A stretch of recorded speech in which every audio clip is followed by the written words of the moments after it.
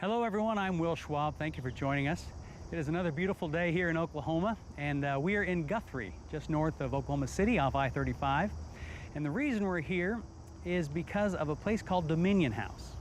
Now, if you've ever been to Guthrie, you've probably noticed the large Masonic temple off of Main Street. Well, we're not going to visit that, but Dominion House has a relationship to that place. And today we're going to learn all about it. I first heard about Dominion House because I was invited to a wedding here a while back. The place is spectacular, but so many people don't realize it's here, and a lot of them don't know the history of it. So you know our song says, we belong to the land, and the land we belong to is grand. And today we're going to find out how Dominion House contributes to making Oklahoma grand.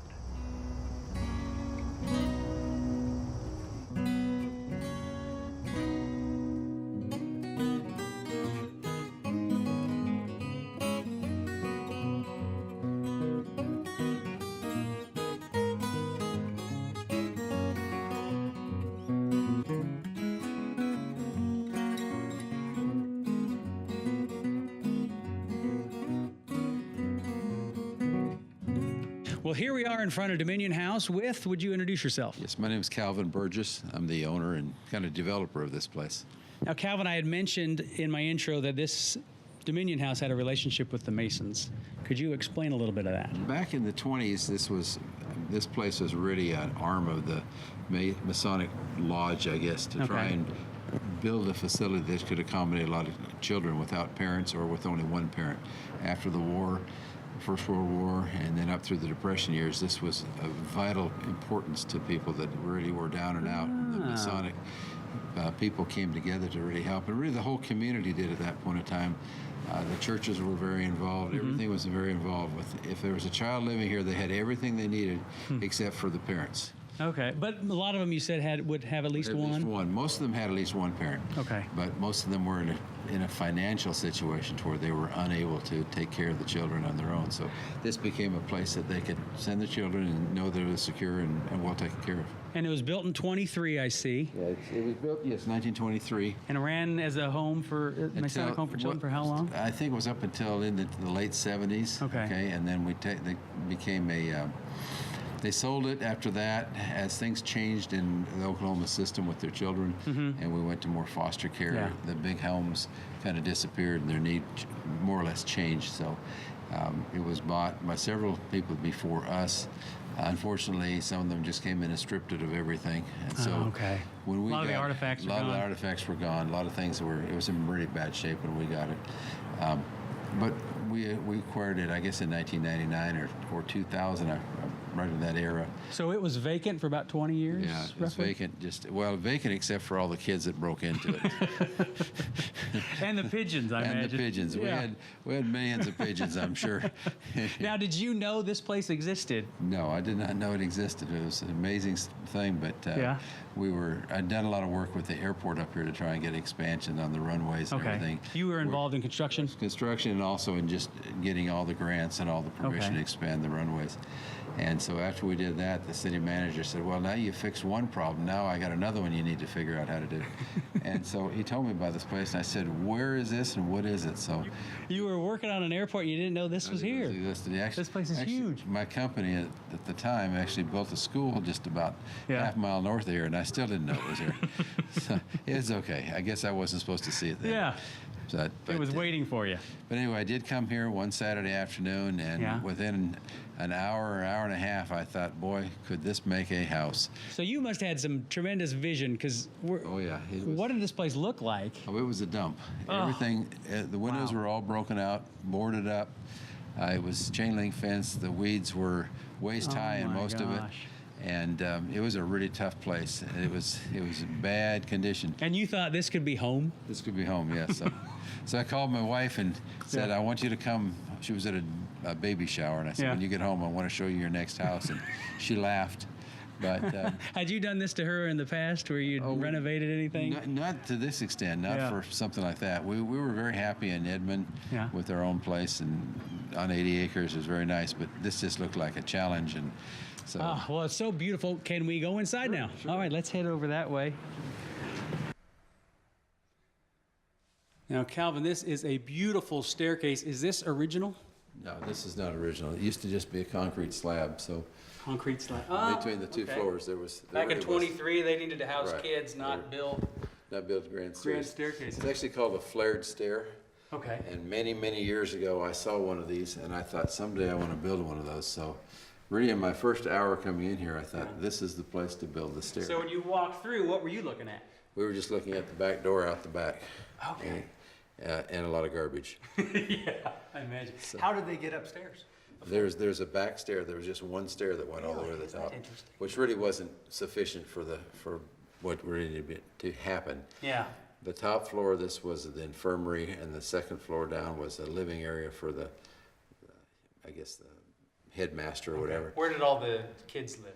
They lived in 4 dormitories, and there was about 220 kids here at its peak. And now are the dormitories still here? 1 dormitory's here, the rest of them we took down. Kind of Yeah. wish we'd left a second one, but Yeah. too late now. And what do you do with the dormitory?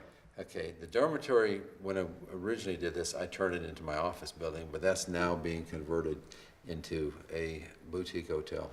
So we'll get to that, because that's the future of this place, but let's still talk a little bit more about the past. What were these rooms Okay, these rooms here, used for? this was basically a gathering place. There was Okay. chairs and couches and everything, so when people came to visit, they could visit in these areas. Now, was it this ornate? No. It Not was, at all? It was, Okay. it was nice, but it was not anywhere near what we did with it. So you're adding the Everything's embellishments. everything you see basically has been added. Okay. It's kind of, but we tried to do it in the tradition of the era, in Mm-hmm. a sense, only in a grand tradition. And Let's look into some of these fixtures. Now, the arched doorways, is that original? no, Okay, so you added those. we added those, and all the dental work Mm-hmm. at the top here. Now those columns actually are pieces that were original here. So This shape? that shape, yeah, that actually is an original piece of wood. Oh, wow. So there Okay, was- so they did have some There were artistic. some things in the little tops there. Mm-hmm. And so some of these things, whatever we could keep, we tried to keep. But unfortunately, now it's kind of a mess in here because we're under renovations and really getting things moved out. So exciting. this next piece is, this should be cleared out this week. And- So you bought it to make it into a home. Right, I bought it to make it into a home. Now, I found out about it because I came to a wedding here. Yes. Was that part of your original plan? Not originally, but pretty soon thereafter it was. Okay. As we started acquiring the property, it took us a couple months to get it acquired. Yeah. My daughter, who was a school teacher, and she did wedding photography on the weekends, and she said, "Dad, you need to let me build a wedding venue out here." And it took me a little while, particularly in the ballroom, and it's the ballroom. Well, you have is- the space, and are you going we to had use the the space, ballroom? and we didn't know what we were going to do with the ballroom, so Yeah. it didn't take too long, and she convinced me it was okay. So Now, you called a ballroom. What was it? it was the cafeteria originally. The It was the eating area. Can we head over that way? Sure, we can head that way. Let's do that. Okay, so this is quite a cafeteria for a kid's home. Kids, yes. Well, it wasn't quite as nice as this Yeah. when we got it, but What did it look like? when we received it, there were big mounds of pigeon mess in the middle here. Oh, no. Under the skylights were broken out. Yeah. But to some extent, the pigeons preserved the floor. The floor is still original. So with those, so rain, snow Everything came is through. just, oh my gosh. And this is the original floor, you The say? original floor, yeah. We Isn't that left that something? on purpose. What is that made of? It's a terrazzo with Oh marble my inlays. gosh. With marble inlays. Yes, it was done in, like I said, way back in the 20s, but it's held up pretty good. So they did have some pretty artistic elements, and then they'd have concrete. Right. Isn't that it, kind of a juxtaposition there? Yes, but it was built by the Masons, which I guess they believed in masonry and stone and everything. Sure. So everything, even the roof structure on these facilities is concrete. Isn't it concrete? Okay. And then it's overlaid with the roofing materials, but So these beams are concrete, they're actually concrete. and you've wrapped We them. wrapped them. We had about 8 months of a crew of woodworkers in here. Where do you find someone that can do We something like found that? quite a few people. We found one firm in around here, and they had a lot of people that were kind of out of Europe. Okay. And they came in and they worked diligently for, I think it was 8 months for about 6 or 8 people, just to do the woodwork in the rooms. So And this is plaster? that's the original plaster. We tried to keep anything that was original so that it was there. How do you find someone that can work with plaster anymore? You Yeah. you dig deep. You dig deep. But Now, what inspired you? Like, where were you getting your inspiration for some of this woodwork and arched windows? After I bought it, my wife and I, we went to Europe to go look through a lot of the castles in Germany and Austria. Okay. And we went to one particular area that we really liked called Baden-Baden, and we went to, I think it was Brenner's Resort there, which is kind of like the #1 resort. It's very old and traditional. We copied a lot of stuff, so. Right here in good old Guthrie. Yes. We have some German inspiration. So but it came out pretty much like we wanted it to be. Now let's head over this way. Earlier you showed me some other flooring that was original. Yes, back here in the kitchen, again, preserved by the pigeons. Yeah. We were able to salvage a lot of the floors in the kitchen. Now what kind of wood is this? Most of that is oak. It's a white oak. All the little moldings that were made for it, I think they are probably out of maple or birch. I'm not real sure. And everything had to be made. There was a lot of stuff to it. That is beautiful. So we're still on the terrazzo floor. Right. And then this back here, this is our kitchen, our serving area. And this floor down here is an original. And it's got a few little flaws in it here and there over all the years, but we tried to, again, preserve it as much as possible. And some charm. Yes, add some charm. You see a lot of folks trying to duplicate this in modern homes. Yes, and this is the real thing. This is the real thing. So. Wow. That's beautiful. In the kitchen, it has a full kitchen today. It's very well. Okay.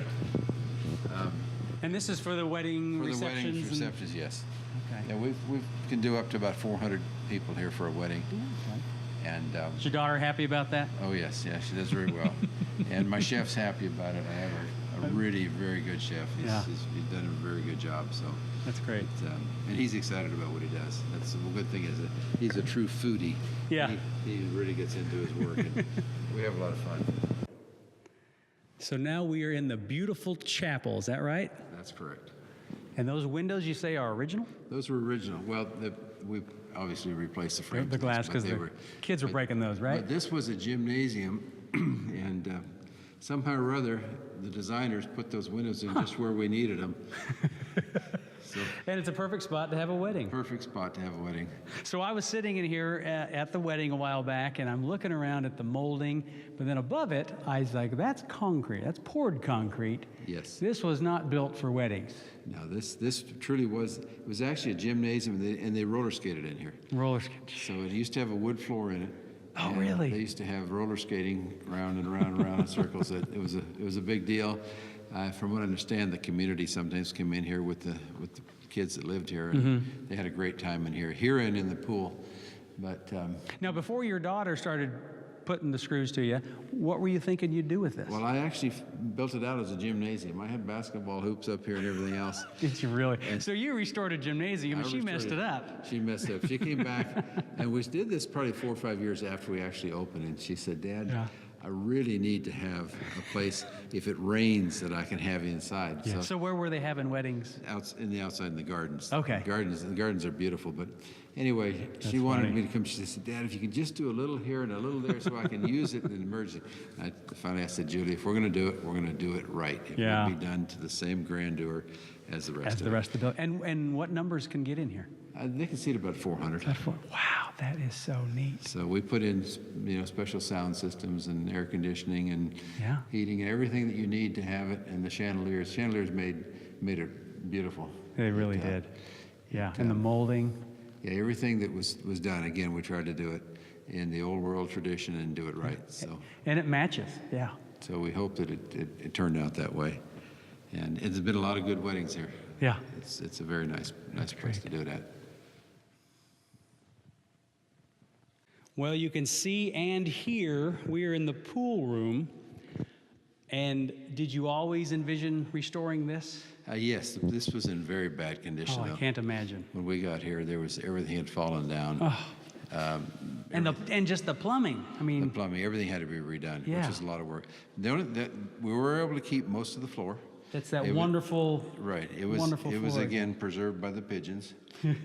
So but So there's skylights here as well. there's skylights, yes. Oh, I bet this was spectacular, even for the kids. Oh, yeah. Oh, my gosh, yeah. We have the skylights covered. As we get in the wintertime, we cover them up with insulating blankets. Okay. So that's just, otherwise it would be brilliantly bright in here. And what size is this pool? It's a 25-meter long pool. Oh, my gosh. So it's, I think it's like 78 feet long. And we came downstairs. Are we? Right. We're like the third floor down. Third floor, okay. It's a very nice pool too. Yeah. We built it and put it in as a saltwater pool. Oh, okay. It's really a nice, comfortable, heated pool. So most of the time, if I come down here, it's like 10:30 at night or something. Yeah. So go for a swim and then go to bed. It's very, very nice. Oh, it's beautiful. And, well, we'll get to that, but I imagine people might be able to use this someday. Is And that someday, right? yes, when we get this boutique hotel open, then Yeah. we will take this and make this as part of it. Oh, It won't be that's- open all the time, but it'll be open, Sure. as it needs to be. Well, we'll get to that a little bit later. One thing that's real important is on an indoor pool, you need to cover the indoor pool. So it's got an electric cover that goes over it. And why an indoor pool? It will rain in here. The humidity will get so The high. humidity in here. So you have to, we open it up here, but you swim in it for an hour or two, and then you got to close it up.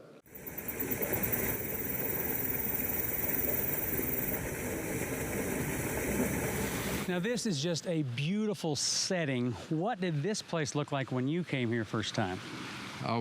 This particular spot was basically behind a couple of the dormitories which are no longer there.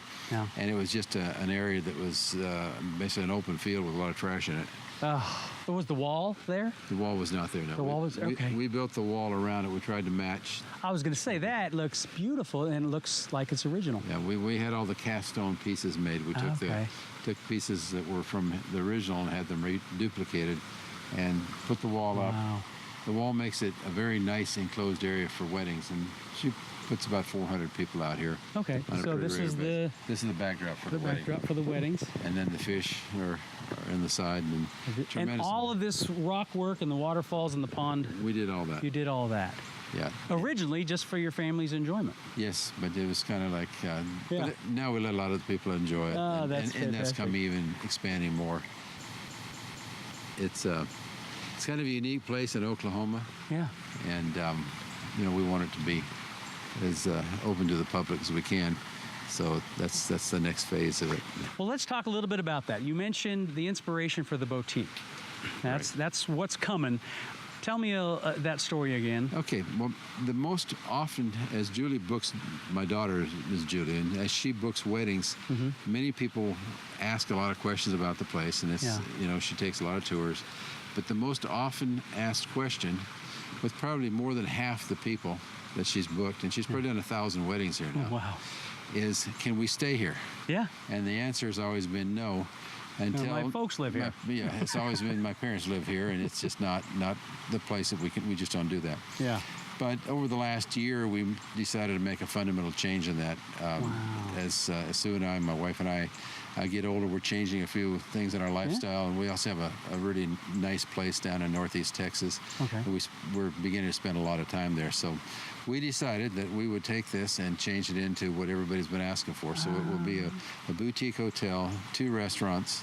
Two restaurants. 2 restaurants, a bistro and a 5-star absolute gourmet restaurant. Wow.